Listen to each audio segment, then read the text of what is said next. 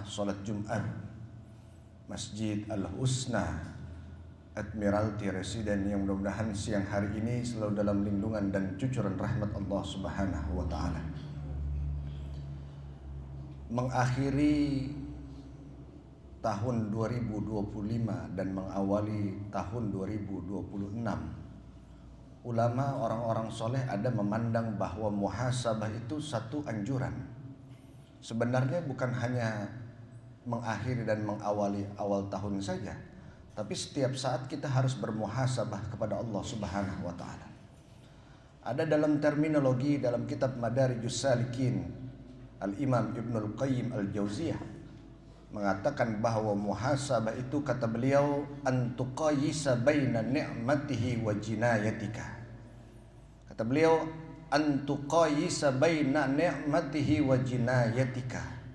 Hendaklah engkau menghitung-hitung baina ni'matihi, di antara banyaknya nikmat Allah yang Allah sudah datangkan kepadamu, wa jinayatika, dan pelanggaran atau kriminalitas yang sudah engkau lakukan kepada Allah Subhanahu wa Ta'ala.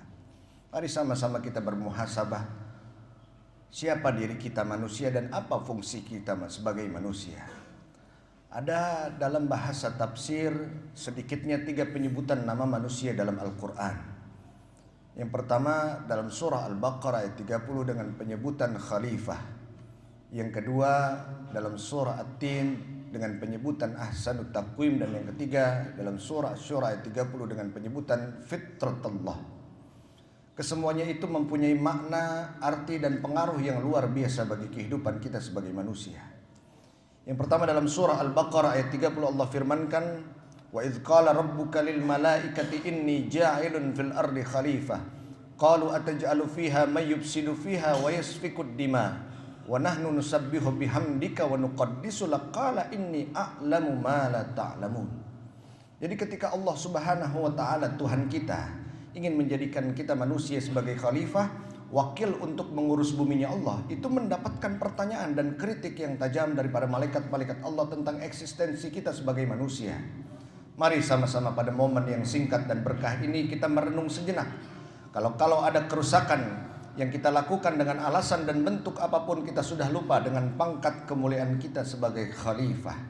Kalau ada tumpah darah dengan alasan dan bentuk apapun, kita sudah lupa dengan pangkat kemuliaan kita sebagai khalifah. Yang kedua, Allah firmankan dalam surah At-Tin, laqad khalaqnal insana fi ahsani taqwim. Khalifah perannya ahsanut taqwim, bentuk dan rupanya. Barangkali secara fisikly, bola mata, rambut, kulit, hidung, kita sudah kalah jauh dengan saudara-saudara kita yang ada di belahan Eropa. Tapi ternyata tidak. Masihlah kita tetap unggul di sisi Allah karena ada apa? Illal ladzina amanu wa aminus shalihat. Tapi mari sama-sama kita tanyakan diri kita masing-masing. Masihkah kita untuk selalu beriman dan berkomitmen untuk selalu mengerjakan amal-amal soleh kepada Allah Subhanahu wa Ta'ala? Dan yang ketiga, ini yang paling istimewa, Allah berikan kepada kita apa itu? Fitrah. Fa'akim wajhaka lid-dini hanifa fitratallahi allati fataran nasa 'alaiha. Para ulama-ulama tafsir dalam tafsir Khazin menyatakan bahwa fitrah itu adalah al-jabalah al-mutahayyi'ah liqabuliddin. Al-jabalah satu potensi, satu tabiat, al-mutahayyi'ah yang Allah sediakan di dalam diri kita manusia, liqabuliddin, untuk menerima agama, untuk menerima kebenaran. Jadi ketika ada orang-orang berperilakunya benar karena Allah teteskan fitrah ke dalam dirinya. Begitu juga sebaliknya ketika ada orang-orang berperilakunya tidak benar, korup, zolim, berzina, membela gerakan LGBT, melakukan penebangan secara sembarangan. Itu orang-orang yang menyalahi fitrahnya sebagai manusia. Ketika ada pertanyaan, ada apa setelah berkuasa? Berpihak kepada pemberi kuasanya yang maha berkuasa, Allah Subhanahu wa Ta'ala. Jadi seorang penguasa dalam level yang rendah sampai setinggi apapun, kita harus ingatkan bahwa kekuasaan yang diberikan dari Allah adalah untuk berpihak kepada kebenaran, untuk berpihak kepada pemberi kuasanya yang maha berkuasa. Ketika ada pertanyaan, ada apa setelah berilmu? Berpihak kepada pemberi ilmunya yang maha berilmu. Jadi sebanyak apapun bacaan kita, sepanjang apapun standing legalitas akademis kita, orang-orang berilmu itu harus berpihak kepada kebenaran, orang-orang berilmu itu harus berpihak kepada pemberi ilmunya yang maha berilmu. Dia tidak boleh lagi melacurkan ilmunya demi kepentingan di luar yang memberikan dia ilmu. Ketika ada pertanyaan, ada apa setelah beribadah? Ada apa setelah sholat kita, puasa kita, sodakoh kita? Ada apa? Ada pengorbanan. Apa yang kita korbankan? Al-Imam Abu Hamid Muhammad bin Muhammad Al-Ghazali At-Tusi menyatakan dalam karya beliau Ihya Ulumuddin, beliau katakan di dalam diri kita manusia itu ada naluri-naluri. Di dalam diri kita manusia itu ada naluri bahimiyah. Di dalam diri kita manusia itu ada naluri sabuiyah. Di dalam diri kita manusia itu ada naluri syaitaniyah atau naluri iblis. Di dalam diri kita manusia itu ada naluri bahimiyah, naluri kebinatangan. Boleh jadi ada orang lebih binatang daripada binatang. Oh iya, kita lupa.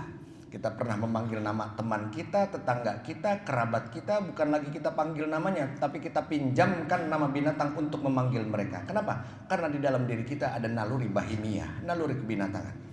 Boleh jadi ada orang lebih binatang daripada binatang. Di dalam diri kita manusia ada naluri sabuiyah, naluri kebuasan. Boleh jadi ada orang lebih buas daripada binatang buas. Di luar sana kita masih mendengar seorang ayah tega meniduri putri kandungnya. Seorang anak menantu tega berselingkuh tidur dengan mertua perempuannya. Kenapa? Karena di dalam dirinya ada naluri sabuiyah, naluri kebuasan. Orang lebih buas daripada binatang buas. Di dalam diri kita manusia itu ada naluri syaitaniyah atau naluri iblis. Iblis laknatullah saja yang sudah dikutuk oleh Allah masih mengakui eksistensi Tuhan. Dalam Quran dijelaskan, qala rabbi anzirni ila yaumi yub'atsun. Qala rabbi, wahai Tuhanku, kata iblis, anzirni, tunda siksaku, ila yaumi yub'atsun, sampai nanti hari kebangkitan. Iblis laknatullah saja yang sudah dikutuk oleh Allah masih mengakui eksistensi Tuhan. Apa yang terjadi dalam diri kita manusia, ini yang terjadi dalam Fir'aun. Ana rabbukumul a'la, aku adalah Tuhan kalian yang maha tinggi. Sifat kesombongan yang harus dikikis dan dihilangkan di dalam diri kita manusia. Ma'asyiral muslimin, jamaah salat Jumat rahimakumullah. Ini bahasa keprihatinan saya menjadi refleksi akhir dan awal tahun. Mudah-mudahan Allah Subhanahu wa taala menjaga anak-anak keturunan kita menjadi anak-anak keturunan yang salihin dan salihah. Tempat ini, negeri ini menjadi negeri yang baldatun thayyibatun wa rabbun ghafur. Barakallahu li wa lakum fil Qur'anil azim wa nafa'ani wa iyyakum bima fihi minal ayati wa dzikril hakim. Aqulu qawli hadza wastaghfirullah li wa lakum wa lisairil muslimina wal muslimat wal mu'minina wal mu'minat fastaghfiruhu innahu huwal ghafurur rahim.